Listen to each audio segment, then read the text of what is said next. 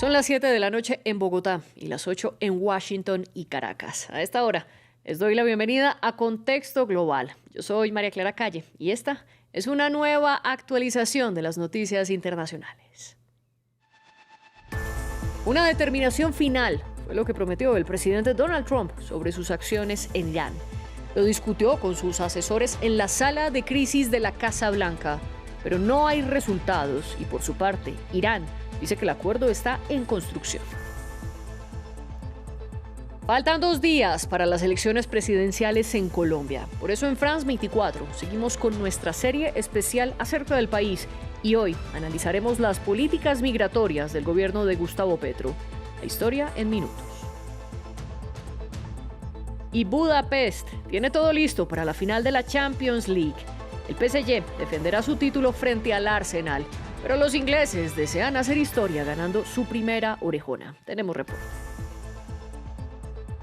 Y hoy en Una Semana en el Mundo, Rosa Pérez y sus invitados analizan la recta final de la campaña electoral colombiana, que coincidió además con la intensificación de las protestas en Bolivia y también con el cumplimiento de 3 meses de una guerra en Irán, que inicialmente debía ser una corta excursión, como lo dijo Donald Trump en su momento. ¿Qué está en juego este domingo para Colombia? ¿Por qué el presidente boliviano Rodrigo Paz está contra las cuerdas? ¿Y qué ha cambiado en Teherán? Lo veremos en minutos. Por ahora, vamos con las noticias.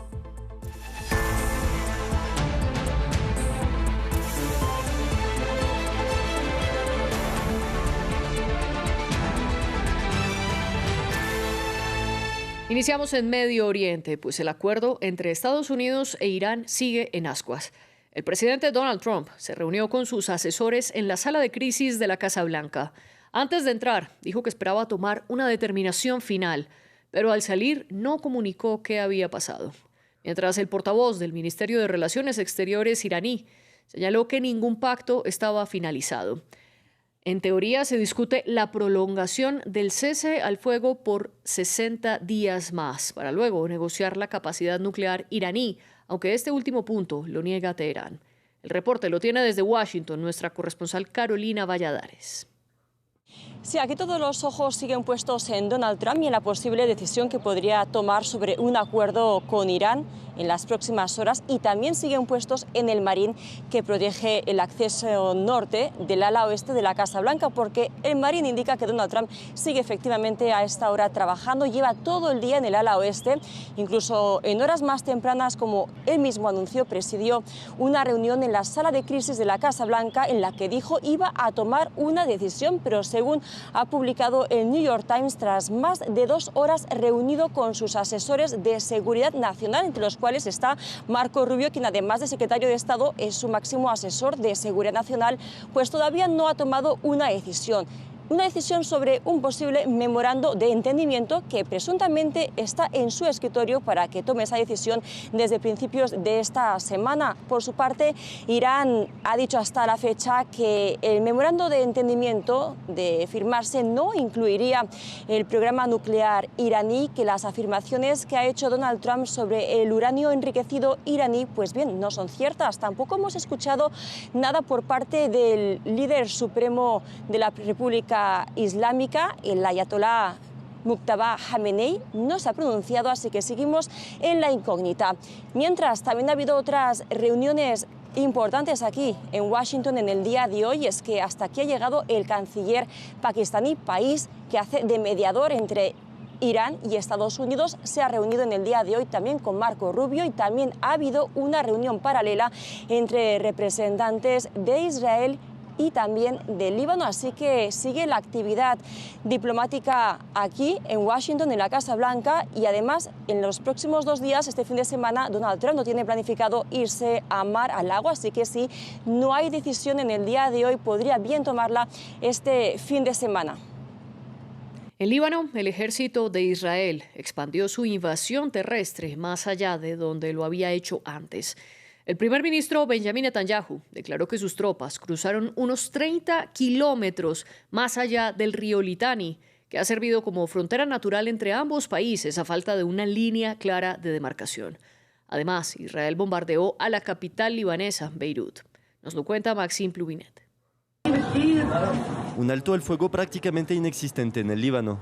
La ofensiva israelí se intensificó con bombardeos en el sur, en el Valle de la Bekaa y en Beirut. Es el primer ataque contra la capital desde el 6 de mayo. Algo que Washington trataba de evitar mientras negocia con Irán. Teherán condenó los brutales ataques contra el Líbano. Israel afirma aparte que sus fuerzas terrestres cruzaron el río Litani, límite usualmente designado por Tel Aviv para la zona tapón en la que exige el retiro de cualquier movimiento armado que lo amenace como Hezbollah. Desde aquí se está gestionando la batalla contra Hezbollah en el norte y debo decirles que hay resultados muy impresionantes aquí. Nuestras fuerzas han cruzado el Litani, han avanzado hasta posiciones de control. Pero los bombardeos están lejos de matar solamente a militantes. Según medios libaneses, en la ciudad sureña de Kia, un ataque aéreo israelí mató a 5 miembros de una familia desplazada. Drones israelíes mataron también a 6 personas, incluidos niños, de una familia que intentaba huir del sur. Según la Agencia de la ONU para la Infancia, un promedio de 11 niños mueren o resultan heridos cada 24 horas en el Líbano durante la última semana. Solo quería compartir una actualización alarmante desde Líbano, donde, según el Ministerio de Salud Pública libanés, 77 niños habrían muerto o resultado heridos solo durante la última semana. Mientras tanto, la guerra continúa. Hezbollah usa cada vez más drones explosivos difíciles de detectar, atacando varias concentraciones de tropas israelíes. Ahora vamos a África, pues los contagios del virus Bundibugyo en República Democrática del Congo ya superan los 1000 casos. La información la confirmó el ministro de Salud congoleño, Samuel Roger Kamba. De esos 1028, se han confirmado que 225 son de ébola y los demás continúan en estudio. Por su parte, el director de la OMS, Tedros Adhanom Ghebreyesus, llegó a Kinshasa. Desde la capital de RD Congo solicitó más ayuda internacional. Aquí les contamos. Un primer caso de persona curada del virus Ébola. Es la noticia que compartió el viernes la Organización Mundial de la Salud. El organismo de la ONU también reportó más de 1000 presuntos casos en la República Democrática del Congo, incluidas más de 220 muertes sospechosas. Siempre es una noticia muy positiva que recibimos con satisfacción cuando las personas se recuperan de enfermedades muy graves. En brotes anteriores de la enfermedad por el virus Bundibugyo, la tasa de letalidad, es decir, el número de personas que murieron entre aquellas en las que se confirmó la infección, oscilaba entre el 30 y el 50%. Es enorme. Eso significa que hasta 5 de cada 10 personas podrían morir. En Goma, bajo control del grupo armado M23, jóvenes voluntarios de una plataforma de UNICEF llevan una campaña de sensibilización frente a una población a veces escéptica de la enfermedad. Muchas personas se niegan a creer que el ébola existe. Cuando salimos a crear conciencia, algunos dicen que la enfermedad no existe y preguntan, ¿alguna vez has conocido a alguien con ébola? Pero nosotros sabemos que el ébola sí existe. Por eso decidimos ir a hablar directamente con la gente en sus lugares de trabajo, porque muchos salen a trabajar por la mañana y regresan por la noche sin tiempo para ver televisión o escuchar la radio. Las autoridades sanitarias mundiales están trabajando contra el reloj para identificar opciones médicas que ayuden a contener el brote. No existe hasta ahora una vacuna aprobada contra el ébola Bundibugyo. Hablamos de los hechos que son noticia en América y comenzamos en México, pues el Senado aprobó una reforma con la que se podrían suspender elecciones. La Cámara Alta del Congreso de la Unión avaló una modificación constitucional. La mayoría respalda la idea del partido oficialista Morena de declarar la intervención extranjera como una causa para suspender comicios federales y estatales. Pero la norma todavía no está en pie, ya que requiere la aprobación de al menos 17 de las 32 legislaturas de cada estado del país. Sus críticos señalan que el oficialismo podría usar la medida para pausar elecciones que no les sean favorables. Y continuamos con nuestra serie especial de Colombia, a propósito de las elecciones presidenciales que serán este domingo. Hoy hablamos de las políticas migratorias. Pues durante el mandato de Gustavo Petro, los migrantes han percibido más dificultades para regularizarse en el país. Con cientos de miles de trámites en curso, algunos culpan del retraso a coyunturas como la desfinanciación de instituciones y ONGs. El gobierno responde que está tomando medidas para agilizar los trámites. El reportaje es de Daniela Blandón y Aitor Chavarri.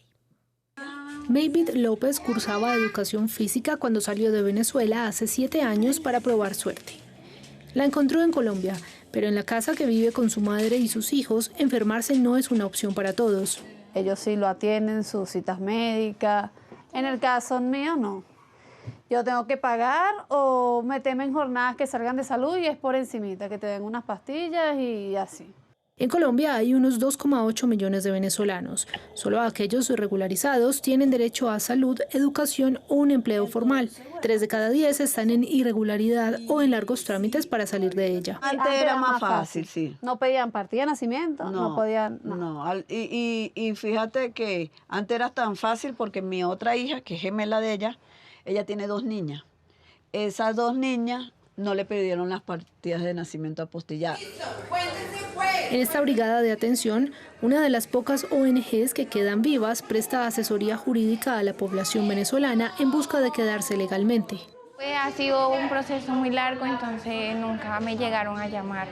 Las opciones se han reducido, tanto como la ayuda internacional hacia un enfoque migratorio que rara vez ha aparecido en los discursos de campaña. Desde el año pasado, la desfinanciación fue un impacto muy grande para toda la cooperación.